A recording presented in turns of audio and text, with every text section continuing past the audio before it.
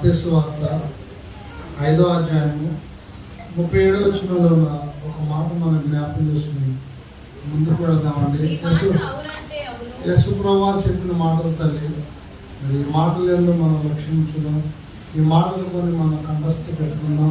ఈ మాటల ప్రకారంగా అనుసరించి మేలు పొందడానికి మనం అందరూ కూడా మనం సిద్ధపరచుకుందాం. చదువు తల్లి.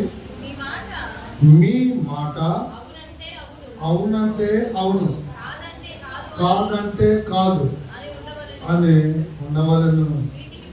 వీటికి మించున్నది దుష్టుడు నుండి పుట్టున్నది. దేవుడి లేఖనాన్ని దీవించుగాక. ఆమేన్. ఒకసారి మనం యేసయ్య స్తోత్రం చేద్దాం. హల్లెలూయా. మంచిది ప్రియులారా, గమనించండి. అనేక సందర్భాల్లో ఈ లోకంలో రకరకాలుగా మాట్లాడుతూ ఉంటాం. రకరకాలుగా మాట్లాడేటువంటి వారి మాటలు మనం వింటూ ఉంటాం. మాట్లాడుచూ ఉన్నప్పుడైనా సరే, వింటూ ఉన్నప్పుడైనా సరే, ఈ మాటలు ఎక్కడి నుండి పుడుతున్నవి మనం గ్రహించాలి. ఈ మాటలో ఎవరు పుట్టిస్తున్నారు? ఈ మాటల పుట్టుక వెనక ఈ మాటల యొక్క ఉద్దేశం ఏమై ఉన్నది? ఇవన్నీ కూడా మనం తెలుసుకోవాలని ఎవరు చెప్పారంటే దేవుడు చెప్పాడు. పరిశుద్ధ గ్రంథంలో రాయబడింది, మీ మాట అవునంటే అవును, కాదంటే కాదు. ఇక వాటికి మించి మరొక మాట మాట్లాడటానికి మనం ప్రయత్నం చేసామా? మరొక రకంగా మాట్లాడాలని మనం ఆలోచన చేసామా? యేసు ప్రభు చెప్పారు, అంతకు మించినటువంటి మాట ఏదైనా సరే ఎక్కడి నుండి పుడుతుందట? దుష్టుడి నుండి పుట్టును అని పరిశుద్ధ గ్రంథంలో రాయబడి ఉంది. ప్రియులారా, జాగ్రత్తగా ఆలోచించండి. మాట్లాడేటప్పుడు కానీ, పని చేసేటప్పుడు కానీ, ప్రార్థన చేసేటప్పుడు కానీ ఏ విధమైనటువంటి మాటలు వ్యర్థముగా మాట్లాడకుండా చూసుకోవాలని, తగు జాగ్రత్తలు తీసుకోవాలని ఎవరు చెప్పారు? దేవుడు. ఎవరికైనా డబ్బులు ఇచ్చేటప్పుడు 1-2 సార్లు మనం ఇంట్లో ఒకసారి లెక్కేసుకుని బయటకు వస్తాం. ఒకసారి ఆయనకి ఇచ్చేటప్పుడు కూడా లెక్కేసి ఇస్తాం. ఇంకోసారి ఆయన లెక్కేసుకుంటుంటే కూడా మాట్లాడండి అమ్మా. దేనికి ఇదంతా అంటే జాగ్రత్త. తప్పు అంటలేదు, ఇది తప్పు కానే కాదు, జాగ్రత్త. అలాగే మాట్లాడే మాటల విషయంలో కూడా జాగ్రత్త అనేటువంటి పదం పరిశుద్ధ గ్రంథం ద్వారా మనం తెలుసుకుంటున్నాం.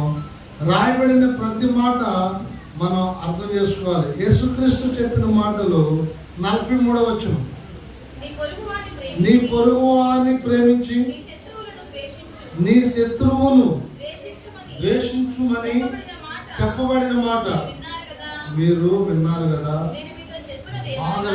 నేను అనగా యేసు ప్రభువు వారు మనతో చెప్పుచున్న మాట ఏదనగా, మీరు పరలోకమందున్న తండ్రికి కుమారులుగా కుమార్తెలుగా ఉండాలి. దేవుని స్తోత్రం. పరలోకమందున్న తండ్రికి కుమారుడిగా ఉంటే, పరలోకమందున్న తండ్రికి కుమార్తెగా ఉంటే, పరలోక సంబంధమైనటువంటి సమస్త ఆశీర్వాదాలకి వారు అర్హులు లేక వారసులు. ఆ వారసత్వం మనం సంపాదించుకోవాలి. ఆ వారసత్వాన్ని మనం సంపాదించుకోవాలంటే మనం ఏం చేయాలని దేవుడు చెప్పాడు అంటే, అక్కడ చూస్తున్నారు ఏం చెబుతున్నారు దేవుడు? శత్రువులను ఇక్కడ అర్థం చేసుకోవాలి. దేవుని మాటలు పరిశీలన చేయాలి. ప్రియులారా, ఈ దినాల్లో శత్రువులను ప్రేమించే మాట కొంచెం పక్కన పెడితే ఇంటిలో ఉన్న నలుగురినే ప్రేమించే పరిస్థితులు లేవు. ఇలాంటప్పుడు నువ్వు దేవుని కుమారుడిగా ఎలా ఉండగలవు? దేవుని కుమార్తెగా ఎలా ఉండగలవు?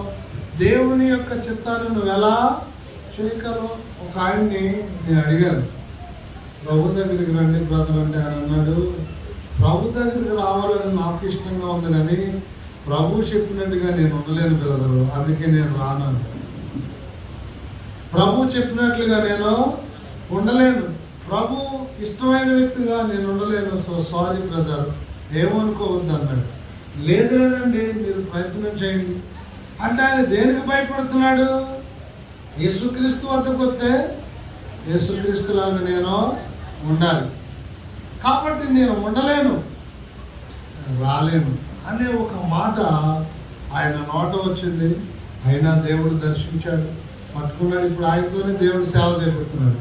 స్తోత్రం, హల్లెలూయా. ఇక్కడ మనం అర్థం చేసుకుంటున్నాం ప్రియులారా, పరలోకమందున్న తండ్రికి మీరు కుమారులై ఉన్నట్లు దేవునికి కుమారుడిగా ఉండాలి. దేవునికి కుమార్తెగా ఉండాలంటే మొట్టమొదట శత్రువునైనా ఇంటిలో ఉన్నవారినైనా ప్రేమించే వ్యక్తిగా ఉండాలి. దేవుని స్తోత్రం. మీ ఇంట్లో ఎంతమంది ఉన్నా, మీ చుట్టుపక్కల ఎంతమంది ఉన్నా, వారి నీతో సఖ్యంగా ఉన్నా ఉండకపోయినా, ఎందుకంటే దేవుడు చెప్పాడు, మిమ్మల్ని ప్రేమించే వారినే మీరు ప్రేమించడలా మీకేమి అంటే మనకి ఎందుకు ఉపయోగం ఉండలేదు? 10 సంవత్సరాల బట్టి మనం చర్చికి వెళుతున్నాం, ప్రార్థన చేసుకుంటున్నాం తల్లి, కానీ ఎందుకు మనం ఫలితం రావట్లేదంటే చేసే పనులు ఏదో లోపం ఉంది. ఆ లోపాన్ని బట్టి మనకి నష్టం కలుగుతూ ఉంది, శ్రమ కలుగుతూ ఉంది. ఆ శ్రమ నుండి, నష్టం నుండి బయటపడటానికి యేసుక్రీస్తు వారు ఏం చెప్పారు? నేను ఆ తండ్రికి కుమారుడిగా ఉండటానికి దేవుడు నన్ను ఎలా ఉండమన్నాడు, దానికి విధి విధానాలు ఏమై ఉండొచ్చు అని పరిశుద్ధ గ్రంథంలో రాయబడిందంటే, మొదట వ్యర్థమైన మాటలో మాట్లాడద్దు, వృధాగా ఒక్క మాట కూడా మాట్లాడద్దు. ఏదైనా ఒక మాట మాట్లాడమంటే అది ఉప్పు వేసినట్లుగా రుచిగాను కృపాసహితముగాను ఉండవాలని దేవుడు చెప్పాడు. అంటే వినువారికి కూడా అది మంచి చేసేదిగా ఉండాలి, అది మంచి మాట అయ్యి ఉండాలి. ఇది దేవుడు చెప్పాడు ప్రియులారా. కానీ ఒక అరగంట మనం వాక్యం మొదలు పెడితే ఎవరేం మాట్లాడుకుంటారో వాళ్ళకే తెలియదు, ఏ సంగతులు మాట్లాడుకుంటారో వారికే లేదండి. అలవాట్లు మానుకోవాలి, అలా మాట్లాడుకునేటువంటి విధానంలో నుండి మార్పు రావాలి. అది మనం ఆరంభించాలి, అది దేవుని బిడ్డలుగా మనం జీవితంలో కొనసాగించాలి. కాబట్టి ప్రభు అంటున్నాడు, పరలోకమందున్న తండ్రికి నువ్వు కుమారుడిగా ఉండవలెను, కుమార్తెగా ఉండవలెను. దాని కొరకు మనం చేయవలసింది శత్రువులను ప్రేమించండి, హింసించు వారి కొరకు నిన్ను ఎవరైతే ఇబ్బంది పెడుతున్నారో మోకరించడం ఏం చేయాలి? ముందు వాళ్ళ కొరకు. కానీ సహజంగా మనం ఏం చేస్తాం? మీరైనా, ఎక్కువ మంది, నేనైనా, మనల్ని ఎవరైతే ప్రేమిస్తారో, మనల్ని ఎవరైతే గౌరవిస్తారో, మనకు ఎవరైతే విలువిస్తారో వాళ్ళకి ఎక్కువ ప్రార్థన చేయడానికి ఆశపడతాం. వాళ్ళ కొరకు చేయొద్దని నేను చెప్పలేదు, కానీ దేవుడు ఏం చెప్పాడో చూసావా? యేసుక్రీస్తు వారు ఏం చెప్పాడు చూసావా? ఎవరైతే నీకు శత్రువులుగా ఉన్నారో, లేక ఎవరైతే నిన్ను హింసిస్తున్నారో, మాటల ద్వారా కావచ్చు, చేతల ద్వారా కావచ్చు, ఏ విధంగా అయినా కావచ్చు, వారి కొరకు ఏం చేయాలి? ఒక తల్లి సాక్షి చెప్తే విన్నా వాళ్ళకి తెలుసు. మహా జిడ్డు ఖాత ఆపుతుంటే 9,000 ఇచ్చారు వాళ్ళ బాబాయ్ కొడుకే. సార్ అన్నగా తమ్ముడు కష్టాల్లో ఉన్నాడని ఆ పరిస్థితిలో ఒక 9,000 కట్టాడు. ఈయనకి ఇస్తే అంతే సంగతులు. ఇక ఈ పక్కాలవే కాలువ, ఏలూరు కాలువ, ఏ కాలువ ఉంది అదే లెక్క, రవేష్ కాలువ, ఇది ఏలూరు కాలువ, ఇది మా ఊరి మీదకి వెళ్ళాలి. రవేష్ కాలువ మా ఊరి మీదకి వెళ్ళదు. రైట్. ఆ బావగారి అంటే ఇచ్చిన ఆయన భార్య ప్రార్థనాపూర్వక, ఆవిడ పేరు సలోం. స్తోత్రం. మాట్లాడితే బంధుత్వం తెగిపోతుంది, ఓటలాడిన బంధుత్వం. కనుక ఆమె ఏం చేస్తుందంటే రోజు వాళ్ళ కోసం ప్రార్థన చేయడం మొదలుపెట్టింది. నిజమండి, వాళ్ళ కొరకు ప్రార్థన చేయడం మొదలు పెడితే కొంత సమయం పట్టింది, కానీ మళ్ళీ డబ్బులు తిరిగి వాళ్ళకే.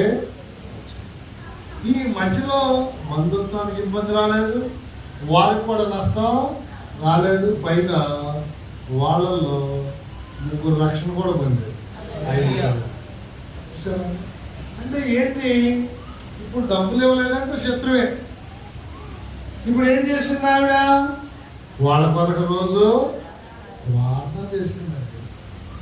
ఇక్కడ మనం గమనించాలి, దేవుడు అదే చెప్పాడు. మీరు అర్థం చేసుకోండి, మొదట మోకరించగానే నిన్ను ఎవరు ఇబ్బంది పెడుతున్నారు వారి కొరకు ఏం చేయాలండి? చెప్పండి తల్లి, ప్రార్థన చేయాలి. ఏమని ప్రార్థన చేస్తారండి? ఇక్కడ కత్తెర రావాలా, మరి ఏం రావాలా, వాళ్ళకి ఆయుర్వేదం ఏమైనా రావాలా?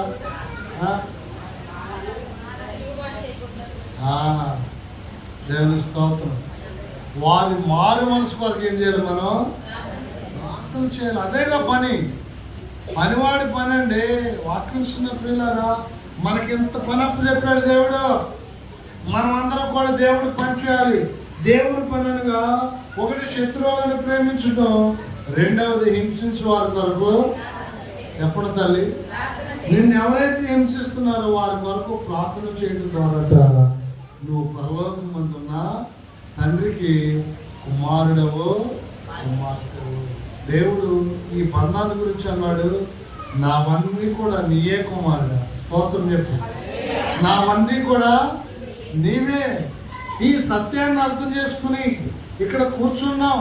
దేవుడు అన్నాడు కొన్ని వందల మంది, వేల మంది కొండ మీద ఉన్నప్పుడు వెళితే వాళ్ళకి చెప్పిన మాటలు ఇవి. మీరు దేవునికి కుమారులుగా ఉండాలంటే ఈ అధ్యాయాలన్నీ 5వ అధ్యాయం దగ్గర నుండి ప్రభు చెప్పిన ప్రతి మాటను మనం జాగ్రత్తగా చదువుకుని మన జీవితంలో వాటిని అనుసరించగలిగితే మేలు కలుగుద్ది. ప్రియులారా, దాని సాక్షిగా ప్రభు అన్నాడు, సూర్యుడు, చంద్రుడు లేక వర్షం ఇవన్నీ కూడా ఎక్కడ కురవాలో అక్కడ కురుస్తున్నాయి. నీతిమంతుడి మీద అనీతిమంతుడి మీద కూడా ఏకరీతిగానే ఉంటున్నాయి. అలాగే ఒక క్రీస్తుని అంగీకరించే వ్యక్తిగా మనం చేయవలసిన పని, ఈ పని చేస్తే మనకే మేలు. స్తోత్రం. త్వరగా మేలు. స్తోత్రం. డబల్ మేలు. చూసారండి, ఇలాంటి డబల్ మేలు కలిగే పని, ఇలాంటి పని చేసినప్పుడు వారు త్వరగా వృద్ధిలోనికి వస్తారు. డబుల్ పేమెంట్ వస్తే త్వరగా బాగుపడతారు. డబల్ జీతం వస్తే మీకు నెలకు 30,000 అనుకోండి, 60,000 వస్తుంది. ఇంకా మీరు తొందరగా అభివృద్ధి చెందుతారు. అలా మీరు అర్థం చేసుకుని ప్రార్థన చేయటం ప్రారంభించాలి. దేవుడు చెప్పినటువంటి మాట వృద్ధంగా మాట్లాడద్దు, అబద్ధాలు ఆడద్దు, దేవుని వ్యతిరేకమైన మాటలు ఏది మాట్లాడద్దు.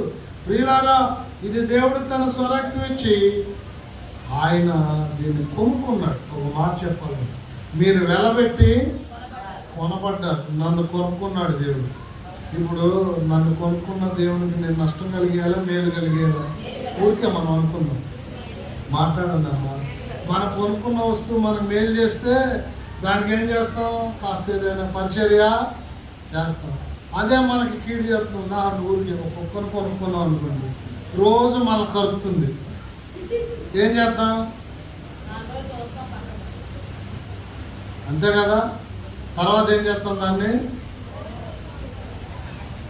ఎందుకంటే నేను కొనుక్కున్న దాన్ని అదేదో నాకు ఉపయోగపడుతుంది అనే ఒక ఉద్దేశంతో నేను దాన్ని కొనుక్కున్నా. కానీ అది రోజు నన్ను ఏం చేస్తుంది? నన్ను నష్టపరుస్తుంది. ఇప్పుడు నాకేమనిపిస్తుంది? అలాగే ఆలోచించండి. దేవుడు తన స్వరక్తం ఇచ్చి మనల్ని ఆయన ఏర్పాటు చేసుకున్నాడు. ఆయన స్వరక్తం ఇచ్చి మనం సంపాదించుకున్నాడు. ఒక విధంగా చెప్పాలంటే వెల చెల్లించి మనలను కొనుక్కున్నాడు. కొనుక్కున్న తర్వాత మనం ఏం చేయాలంటే ఆ యజమానికి మనం అనుకూలంగా ఉండాలి. ఆ యజమానికి మనం సంతోషకరంగా జీవించాలి. ఆ యజమాని ఏ పని చెప్పాడు ఆ పని మనం చేయాలి. ఇదే ఈ చరిత్ర యొక్క సారాంశం. ప్రియులారా, వీటన్నిటిని మీరు మనస్కరించండి. దుష్టుల నుండి పుడుతుంది అంటే వ్యర్థమైన మాటలు మాట్లాడే వారిలో ఎవరున్నారు? 8:44 కింద భాగం ఉంటుంది యోహాను సువార్త. ఒకసారి చదువుతారు. 8వ అధ్యాయం 44 వచనం యోహాను సువార్త.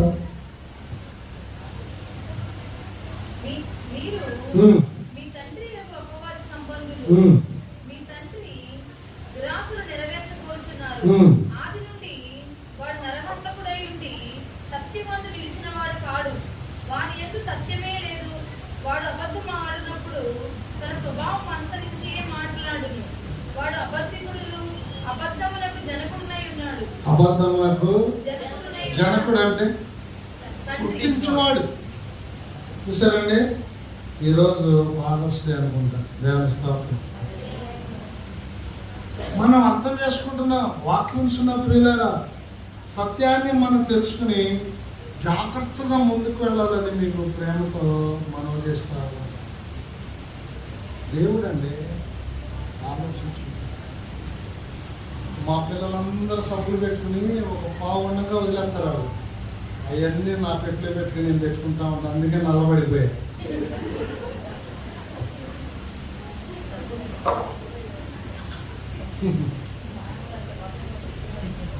అంటే ఎందుకు చెప్తుందంటే ఒక తండ్రిగా అలాంటి ఆలోచనలు మనకి, మన మనుషులకే ఎలా ఉంటే మరి పరమ తండ్రికి అమ్మో వర్ణించలేం ప్రేమ. ప్రేమ యేసుని ప్రేమ అది ఎవ్వరు కొలువలేనిది, నిజము దీనిని నమ్ముము అది భూమి అందించలేనిది. ఎన్నాడెన్నడు మారనిది నా యేసుని దివ్య ప్రేమ, ఎన్నాడెన్నడు వీడనిది నా యేసుని, ఎన్నాడెన్నడు మారనిది నా యేసుని దివ్య ప్రేమ, ఎన్నాడెన్నడు వీడనిది నా యేసుని ప్రేమ. యేసుని ప్రేమ అది ఎవ్వరు కొలువలేనిది, నిజము దీనిని నమ్ముము ఇది భూమి అందించలేనిది. బంధుమిత్రులయందు వెలుగుతున్న ప్రేమ దీపము, నూనె ఉన్నంత కాలమే ఎందుకు నిత్య ఆగిపోను. బంధుమిత్రులయందు వెలుగుతున్న ప్రేమ దీపము, నూనె ఉన్నంత కాలమే ఎందుకు నిత్య ఆగిపోను. ఎన్నాడెన్నడు మారనిది నా యేసుని దివ్య ప్రేమ, ఎన్నాడెన్నడు తీరనిది నా యేసుని నిత్య ప్రేమ. ఎన్నాడెన్నడు మారనిది నా యేసుని దివ్య ప్రేమ, ఎన్నాడెన్నడు వీడనిది నా యేసుని నిత్య ప్రేమ. నా ప్రేమ యేసుని ప్రేమ అది ఎవ్వరు ఆ నిజము.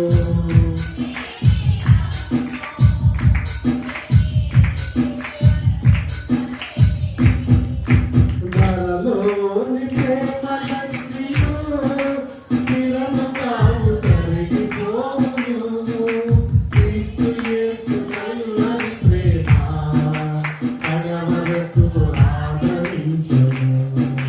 ధరలోని ప్రేమలన్నీయు స్థిరము కావు, తరిగిపోవును.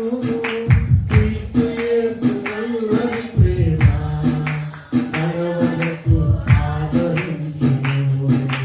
ప్రేమ యేసుని ప్రేమ అది ఎవ్వరు కొలువలేనిది, నిజము దీనిని నమ్ముము ఇది భూమి అందించలేనిది. హల్లెలూయా.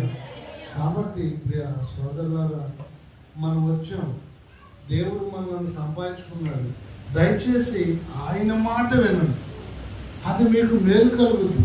మీ వెనక వచ్చే తరం వారికి మేలు కలుగుతుంది, ఆ వెనక వచ్చే తరం వారికి మేలు కలుగుతుంది. తరవెంబడి తరం మేలు కలిగే మార్గం, తరవెంబడి తరం మేలు పొందే జీవితం, యేసు క్రీస్తు మాటల ప్రకారంగా జీవించే జీవితం. ప్రియులారా, దీన్ని మనం నిర్లక్ష్యం చేయొద్దు అండి. కొన్ని తరాలకి మేలు కలిగించే ఉన్నతమైన మార్గం క్రీస్తు చెప్పిన మార్గం, క్రీస్తుని కలిగించే జీవితం. కాబట్టి ప్రభు చెప్పినట్లుగా ప్రతివారు ముందుకు వెళ్ళాలని ప్రభు పేర మీకు హృదయపూర్వకంగా మనం చేసుకుంటామో ఆలోచించు. దేవుడు చెప్పిన మాటలేందో ఆలోచించి ఇదే మిక్కిలి అనుకూల సమయము, ఇప్పటి నుండే మీరేం చేయాలి? జీవించడానికి ప్రయత్నం చేయాలి, ప్రారంభించాలి. ఒకసారి బస్సు ప్రయాణమే వెళుతుండగా ఒకే చోట ఇద్దరు వ్యక్తులు నిలబడ్డారు. నేను చూశాను. వెంటనే ఒక సీటు ఖాళీ అయ్యేటప్పటికి ఇద్దరు పోటీ పడకుండా ఒక ఆయన అన్నాడు, మీరు కూర్చున్నారు. సరే, ఆయన కూర్చున్నాడు. ఈయన ఎలాగే కూర్చున్నాడు. పక్కన ఆయన అడుగుతున్నాడు, మీరు ఎక్కడ వరకు? ఆయన చెప్పండి, నేను పక్క స్టాప్లో దిగుతున్నాను. వెంటనే మరొకరికి లేకుండా ఈ సీటు ఈయనకి ఆపుతున్నాడు ఆయన. వెంటనే అదే ప్లేస్లో ఇంకోటి రాగానే ఈ ఖాళీ చేయగానే అన్నాడు, బ్రదర్ మీరు వచ్చి కూర్చున్నారు. ఇది ఎలా జరిగింది అర్థం చేసుకోండి.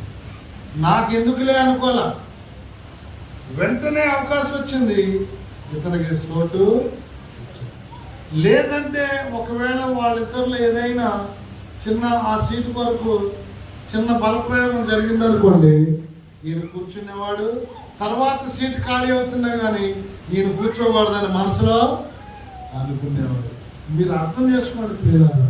అలాగే మనం దేవునికి కుమారులుగా కుమార్తెలుగా ఉండునట్లుగా ప్రభు చెప్పిన ప్రతి మాట మన జీవితంలో అనుసరించి ముందుకు వెళ్ళి మీరందరూ ఆత్మలో బలవంతులు అవ్వాలి, తరతరాలు ధన్యులు అవ్వాలి. అలా జీవించడం ద్వారా మన నోట నుండి వచ్చిన ప్రతి మాట దేవుడు అంగీకరిస్తాడు. దేవుడు నా మాట అంగీకరించడానికి కారణం నువ్వు ఆనందంగా ఉంటావు. స్తోత్రం, హల్లెలూయా. అర్థం చేసుకుంది. దేవుడు నీ ప్రార్థన అంగీకరించడనే దాని సాక్ష్యం నువ్వు ఆనందంగా ఉంటావు, సంతోషంగా ఉంటావు, సమాధానంగా ఉంటావు, మంచిగా ఉంటావు ప్రియులారా. ఆ ఫలం అదే. దేవుడు మనకి ఇచ్చినటువంటి ఆశీర్వాదాత్మ అదే. అది మీరందరూ కూడా సంపాదించుకోవాలని ప్రేమతో మనం చేస్తున్నాం. రాయబడిన మాట దేవుడు చెప్పాడు, మీ మాట అవునంటే అవును, కాదంటే కాదు, అంతే. మూడో మాట చెప్తాను, మీరు ప్రయత్నం చేయదు. పెద్దలు ఒక మాట అన్నారు, జస్వంతరాయ్ గారు అనేవాడు, మాట గట్టిదైతే ఒట్టుతో పని లేదంట. మాటలో క్వాలిటీ ఉంటే మనం నమ్మించాల్సిన ప్రయత్నం చేయవలసిన పని లేనే లేదు. మనం చెప్పేసాం అంతే. వింటే వింటాడు, లేకపోతే లేదు. నమ్మితే నమ్ముతాడు, లేకపోతే లేదు. ఇదే గుర్తు పెట్టుకోండి ప్రియులారా. బట్టల షాప్కి వెళితే క్వాలిటీ శారీకి ఎక్కువ మాటలు చెప్పడు. ఆయన ముందు పడతాడు, 4,000 ఇష్టం తీసుకోలేకపోతే తత్మ మిక్స్ ఉంటే చూడు, వాటి కోసం ఎన్ని మాటలు చెప్తాడు. ఎందుకు? ఇది క్వాలిటీ తక్కువ కాబట్టి 4 మాటలు చెప్పి అంత కట్టాలి. అది అంటే అంటే తప్పని నేను అంటున్నా. అర్థం చేసుకోండి ప్రియులారా. ఒరిజినల్ వస్తువు దగ్గరికి వచ్చాక ఎక్కువ మాటలు చెప్పడు. కొంటే కొను, లేకపోతే లేదు. అర్థం చేసుకోండి సోదరులారా. అలాగే ప్రేమతో చెప్తున్నాయి ఇవన్నీ కూడా. వాక్యాన్ని మీరు అర్థం చేసుకోండి. మీరందరూ కూడా పరలోకమందున్న మహాదేవునికి కుమారుడిగా కుమార్తెగా ఉండే ఛాన్స్ చూసారా. ఒక ధనికుడు పేదలైన వారందరినీ దత్తత తీసుకుంటారు. రండి, ఒక్కొక్కరికి 10 ఎకరాలు పొలం ఇస్తానని స్టేట్మెంట్ ఇచ్చారు అనుకోండి. ఇప్పుడు ఏం చేస్తారు వాళ్ళు? మాట్లాడండి అమ్మా, వెళ్తారా వెళ్ళాలా? వెళ్తారు. కానీ చిన్న షరతులు కింద పెడతారు. ఏమంటే ఎవరా తండ్రికి ఇష్టమైన కుమారుడిగా ఉంటారు, ఎవరా తండ్రికి ఇష్టమైన కుమార్తెగా ఉంటారు, వారికి 10 ఎకరాలు. ఏంటా తండ్రికి ఇష్టంగా ఉండాలంటే ఏం చేయాలి? అబద్ధం ఆడకూడదు, దొంగతనం చేయకూడదు, వ్యర్థమైన మాటలో మాట్లాడకూడదు, అన్యాయము చేయకూడదు, దౌర్జన్యము చేయకూడదు. ఇవే ఆయనకి ఇష్టమైనవి. అంతే. అలా ఉంటావా? ఎన్ని రోజులయ్యా? ఒక 6 నెలలు చాలమ్మా. 6 నెలల నుండి చూడు ఎంత మేలు నీకే కలుగుతుందో. స్తోత్రం. 6 నెలలకు ఒక పంట, సంవత్సరానికి ఒక పంట ఉంటుంది. పంటలు పండేవి ఉంటాయి ఇలా రకరకాలుగా. కాబట్టి ఒక సంవత్సరం పంట అనుకో, ఆ సంవత్సరం పంట పండటానికి ఆ వ్యవసాయదారుడు ఆ మొక్క కొరకు ఏ రీతిగా అతడు దాన్ని వృద్ధిలో తేటానికి ఎలా దానికి చేయవలసిన పరిచర్యలన్నీ చేస్తాడు. అలాగే మనకు కూడా ఒక్క సంవత్సరం, ఇది 6వ నెల 15వ తారీఖు, ఇంకో 15 రోజులకి 6 సంవత్సరం అయిపోయినట్టే. ఇప్పుడు 6 సంవత్సరం 15 రోజులు ఉన్నాయి ఈ సంవత్సరానికి. ఇప్పుడు నుండి ఆయన ఈ రోజు నాటేవనుకో మొక్క, ఈ 6 నెలల 15 రోజులు దీన్ని పోషించుకో. తండ్రికి ఇష్టమైన మొక్క డిసెంబర్ వచ్చేటప్పటికి ఎన్ని కాయలు కాసుతావు. స్తోత్రం. అర్థం చేసుకోండి పిల్లలు, మంచిగా మాట్లాడాలని ప్రభు చెబుతున్నాడు. వాక్యంలో రాయబడుతుంది, కానిదేదని ఉంటే మార్పు కోరుకోండి, యేసు రక్తం ద్వారా మార్పు కోరుకోండి, యేసు రక్తం ద్వారా విడుదల పొందండి, మేలు కలుగుతుంది. ప్రార్థన చేసుకోండి.